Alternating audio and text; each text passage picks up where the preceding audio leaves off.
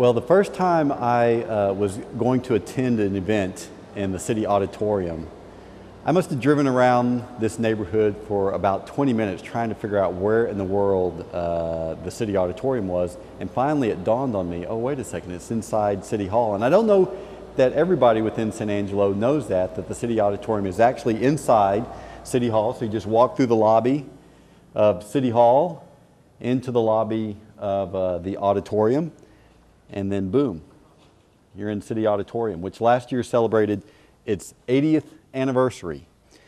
And it's quite a remarkable facility.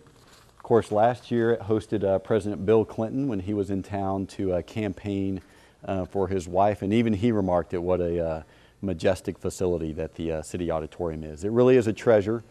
After 80 years, though, it is showing its age, and we're in the process right now of looking at some plans to improve this facility, both from an aesthetic standpoint and from a technical standpoint.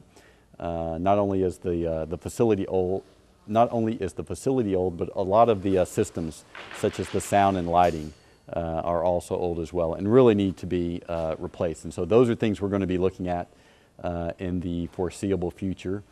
This building has hosted everyone from President Clinton back to Elvis. Before he was Elvis in his younger days, performed on the stage of the City Auditorium.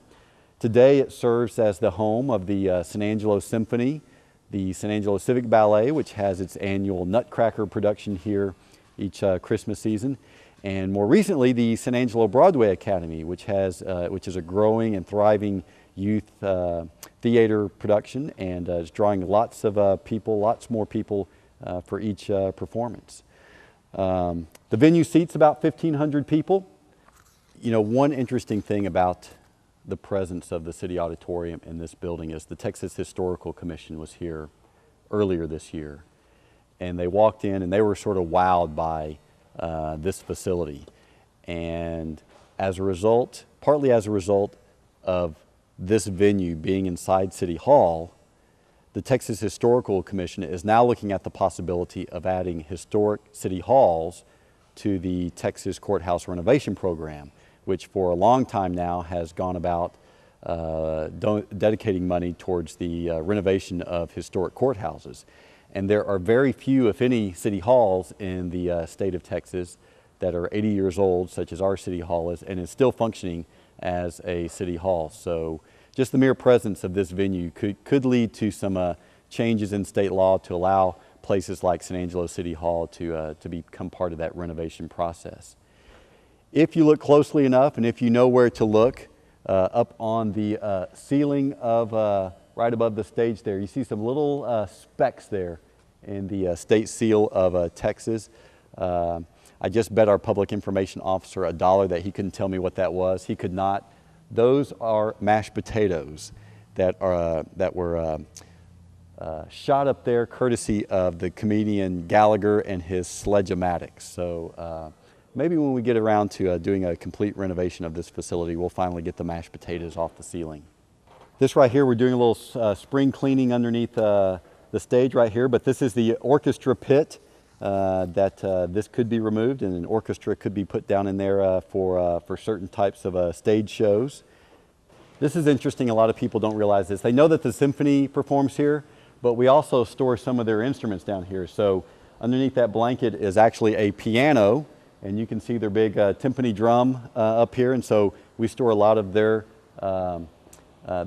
instruments and some of their other materials here. If you look up behind you at this big white wall up there among the lights, that is part of our sound shell. So whenever the symphony performs, we will drop in this structure around the stage that sort of encloses the stage and forces the sound from the symphony's performance out into the audience. And that is something that actually our staff and some folks from the symphony actually built themselves. And it's up on what we call the flies here, and it's just dropped in, although it does take a little bit of a meticulous performance in order to get that thing to align and come in together. These are some of our backstage areas in the auditorium. Again, the Civic Event staff has done a really great job in ensuring that these places look nicer and cleaner than they did 2 years ago when I first came on board here. All of this has gotten a new coat of paint, new flooring, new paint on the trim, new trim, and so it is an 80-year-old facility. These are very small dressing areas, and so there's only so much that you can do, but frankly I think it's a lot cleaner and more comfortable now than it was 2 years ago when it looked like a dirty prison back here, to be quite honest with you. This room that we're in right now, this is actually the room that President Clinton was in whenever he used sort of as his green room whenever he came for his visit. So it's pretty sparse, but the president had no complaints. Sound room, employees only. Luckily I'm an employee, so I'm going to go right in. This is our sound room up here, and you can see some of the sound equipment right here. Like I said, the auditorium itself is an old facility, and this is frankly ancient equipment right here. So we are talking about renovating this facility from top to bottom, including some of the technical aspects, and so this is some of the equipment that we hope to replace one day, so we have better sound quality within the venue, so that the technical expertise of the venue matches the beauty and the aesthetics. And voila, there's the seating area for the auditorium.